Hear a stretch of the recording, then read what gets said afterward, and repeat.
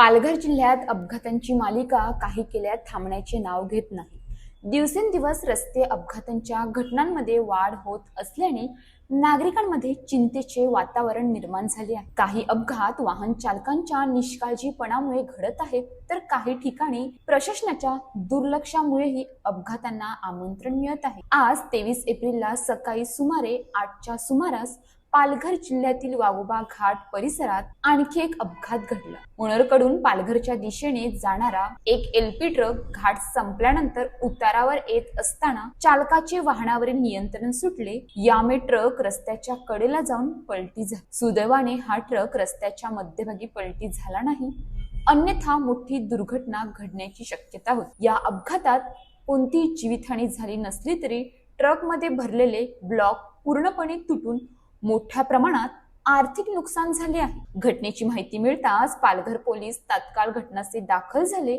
आणि त्यांनी परिस्थिती नियंत्रणात आणत वाहतूक सुरळीत करण्यासाठी प्रयत्न केले। या भागात वारंवार अपघात होत असल्याने रस्त्याची स्थिती, सूचना फलकांची कमतरता आणि वेग नियंत्रणाच्या उपाययोजनांवर प्रश्नचिन्ह उपस्थित होत आहे। प्रशासनाने याकडे गांभीर्याने लक्ष देऊन तातडीने उपाययोजना करण्याची गरज व्यक्त होत आहे। रस्ता हा वेग दाखवण्याची जागा नाही, तर सुरक्षितपणे पोहोचण्याचा मार्ग आहे। नियम पाळा, जीव वाचवा। अशाच ताज्या बातम्यांसाठी आमच्या न्यूज पोलीस रिपोर्टर चॅनलला लगेच सबस्क्राइब करा आणि बेल आयकॉन दाबायला विसरू नका।